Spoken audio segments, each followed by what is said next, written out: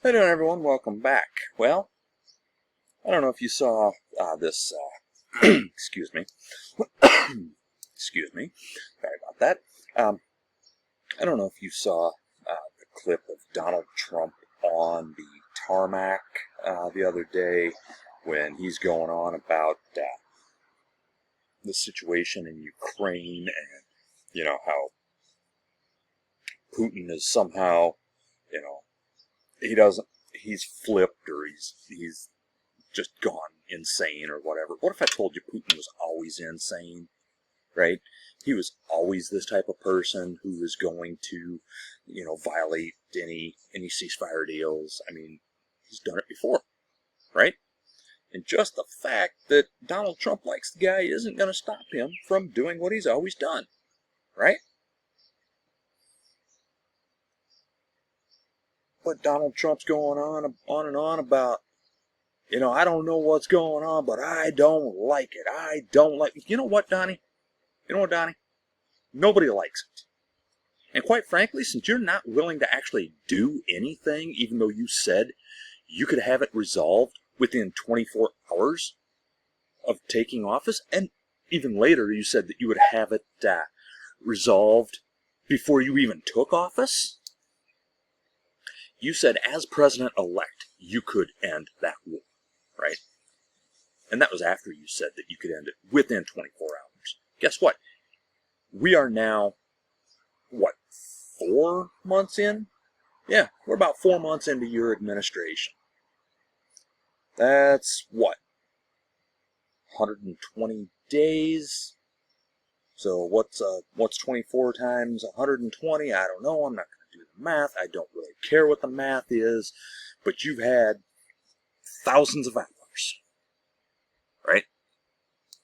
Thousands of hours. Not just the 24. Okay? So, nobody cares. Nobody cares what you have to say. He goes on about how it's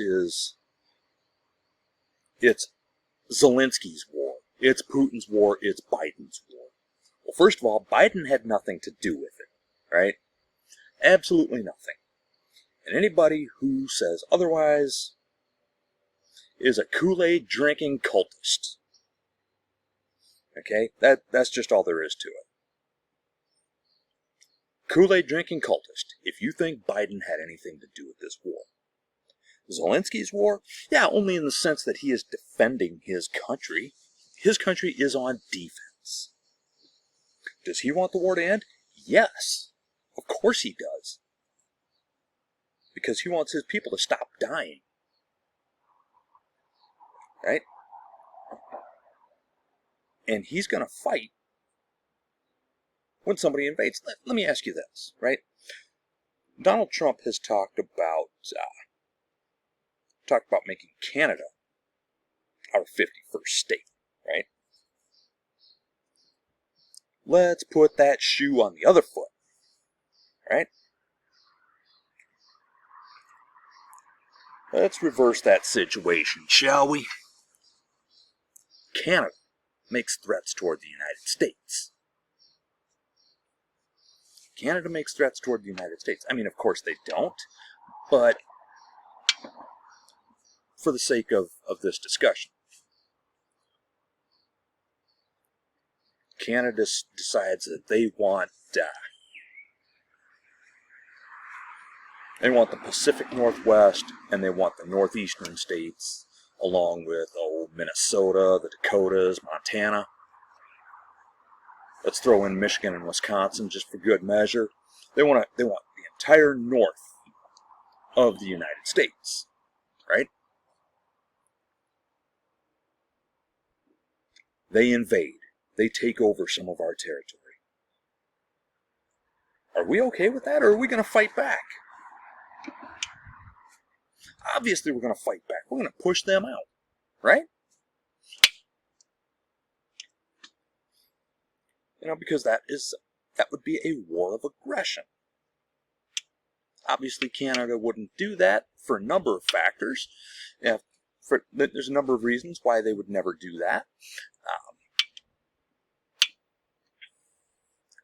Not the least of which, if they don't have allies, they couldn't do it on their own. And it's not that they wouldn't put up a hell of a fight, right? Because I'll tell you what, pound for pound, man for man, I would not want to fight Canada. I have seen their military in action, you know, especially when I was in Afghanistan, and they are ferocious. Okay, so it's got nothing to do with their toughness, their grit, their determination. It's just got everything to do with numbers and size of our militaries, right? That's it. I mean, that's really the only reason that I wouldn't want to fight Canada, though, is or that the only reason, if it came down to a war with Canada, right? If it came down to that, if they had no allies, yeah, we would win that war just because we have them outnumbered, more than likely. More than likely. Now, if it was a case where we were invading them, and again, let's give them no allies, right? Nobody else is, and it's not that they don't have allies, they just don't have allies involved in the fighting, right? They would definitely fight us off. And, you know, I mean, eventually we would win the fighting, but lose the war, right? And that's because, how could we win the fighting but lose the war? Simple. Everybody sees the invasion as an atrocity. You've lost it politically, and once you've lost it politically, you're done. Okay, so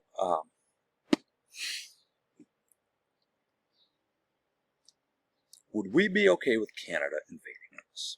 Of course not. What about if Mexico wanted to reclaim Texas, Arizona, New Mexico, California, you know, states that used to be part of Mexico? What if they wanted all that territory back? Would we let them have it? Nope. Nope. We would not let them have it. I mean, if Russia wanted to take Alaska back, well, under this regime, yeah, we probably would let them have it, but no, we're not giving up Alaska.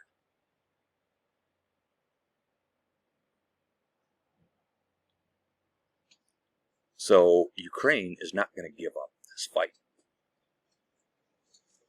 Okay? Because they are a sovereign nation who was invaded by a sovereign nation. There's only one way that this war ends. One way. And that's when, well, two ways actually. Two ways this war ends. Either Ukraine, with or without allies, just absolutely obliterates Russia, or Vladimir Putin decides, you know what, we're done. Let's just pack it up and go home. Or whoever the Russian leader may be, if it goes beyond Vladimir Putin's lifetime. Right? So, Volodymyr Zelenskyy is doing the right thing by continuing to fight, because it really boils down to this. If Russia stops fighting, the war ends. If Ukraine stops fighting, Ukraine ends. Ukraine is fighting for their survival as a nation. Wouldn't any other country do the same? Wouldn't they? I mean, look at all those countries in Europe back, a little over 80 years ago. Actually, it ended 80 years ago, just a couple weeks ago, at least the European front did. Yeah, they were, according to one guy, part of Germany. Well, the rest of the world had something to say about that. And we stopped. We stopped that. We put a stop to it between our country and the British, and the French, and the Canadians, and the Soviets, and whoever else was on the Allied side. I mean, there was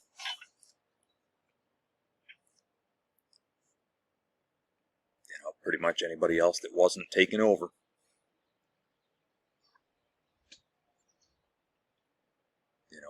We fought them, and we beat them. And no, I'm not one of these that, hey, you know what, if it wasn't for us, you'd be speaking German. Because, let's be honest, I mean, it is likely that if the U.S. doesn't get directly involved in the war, it is likely that the Allies still win. Okay, despite France being taken.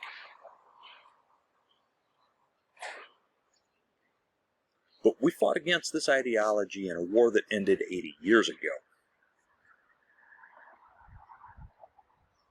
One that had gone on for, 6 years? Yeah, all right, we were a couple of years late. We were a couple of years late to that party. And again, if you've ever seen the movie Chicken Run, stupid Americans, always showing up late to every war, overpaid, oversexed, and over here. That is actually a very funny line from that movie.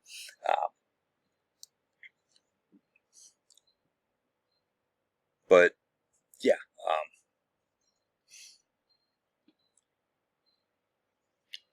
we fought against this kind of thing in a war that ended 80 years ago. And we should continue to fight against it today. And I don't know about you, but I'm going to do what I can to fight against it. I mean, I can't, do it from a military perspective anymore. I just physically and mentally can't do that anymore. But that doesn't mean I can't do things on the civilian front to put pressure on my government to do the right thing, even though I don't know that they will, but we can certainly make that effort. Yeah, it's not Zelensky's war. This is Putin's war. Putin could end this war. I mean, Trump said he could end it in 24 hours. Putin could end it in 24 minutes. All he has to do is say, hey guys, come home. And it's over. That's it. That's all he has to do. See you next time.